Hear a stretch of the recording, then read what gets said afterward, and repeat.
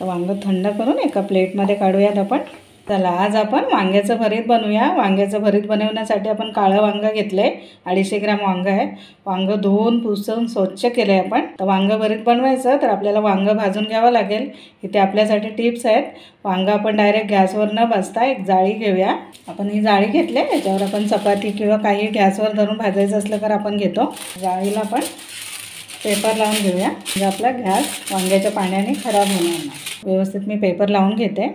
जाळीवर paper ठेवून उलटी केले जाळी, तर आपल्या बाजूने असं फिरवून घट्ट बसवूया आपण पेपर, म्हणजे गॅसवर ठेवल्यावर इकडे तिकडे सरकणार नाही। वांगं व्यवस्थित भाजता येईल आपल्याला। वांगं लवकर भाजण्यासाठी आपण वांग्याचे 2 भाग करूयात। पण वांगं मधून चिरून घेतले, याच्यामुळे कीड वगैरे वांग्याला असली तर आपल्याला लगेच समजून येतं। आपण वांग्याच्या बाहेरच्या बाजूला काट्याच्या चमच्याने होल करून घेऊया, म्हणजे आपलं वांगं व्यवस्थित भाजलं जाईल। वांग्याला काट्याच्या चमच्याने होल पाडले। आता तेल लावून घेऊया। तेल आपल्याला दोन्ही बाजूनी लावून घ्यायचं आहे। आपण गॅस पेटवून घेतला आहे, जाळी ठेवते गॅसवर। आधी असे सरळ करून वांगं ठेवूया, म्हणजे वांग्याचं पाणी थोडं वांग्यामध्ये मुरेल। बारीक गॅसवर वांगं भाजून घेऊया आपण। वांगं आपलं एका बाजूने थोडं भाजलं आहे, उलटं करूया। आपण वांगं मधोमध चिरून घेतले, त्याच्यामुळे देठाने धरून आपल्याला उलटं व्यवस्थित करता येते। वांगं भाजतंय तोपर्यंत आपल्याला भरीत बनवण्यासाठी शेंगदाण्याचा कूट लागणार आहे। आपण वांगं दुसऱ्या गॅसवर भाजायला ठेवून कूट बनवायला घेऊयात, म्हणजे दोन्ही कामं आपली एकत्र होतील। इकडे वांगं भाजून होईल, इकडे शेंगदाणे भाजून घेऊया कूट बनवण्यासाठी। तवा गरम झाला आहे, आपण शेंगदाणे घालूया।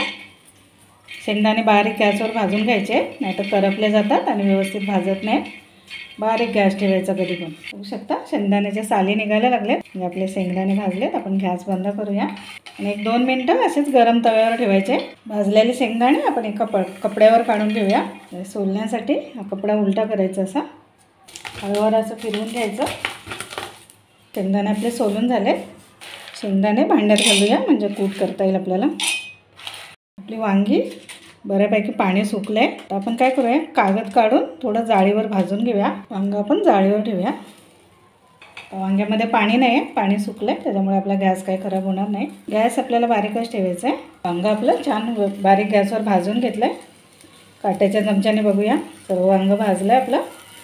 तर वांगं आपण थंड करायला ठेवून बाकीची तयारी करूया। कांदा, टमाटो, मिरची कापावी लागेल आपल्याला। शेंगदाणे आपले वाटून झालेत, थोडीशी कणी ठेवले, एकदम पीठ नाही केलं शेंगदाण्याचं आपण 2 कांदे घेतले, 1 टमॅटो, 2 मिरच्या बारीक कापून घेऊया। सर्व काढून घ्यायचं आपल्याला। बघू शकाल एकदम व्यवस्थित वांगं आपलं सोललं जातं आहे। वांगं आपलं सोललं आहे, आता देठ आहे तो कापून घेते। तर काय आपलं त्याचं काम नाही आहे।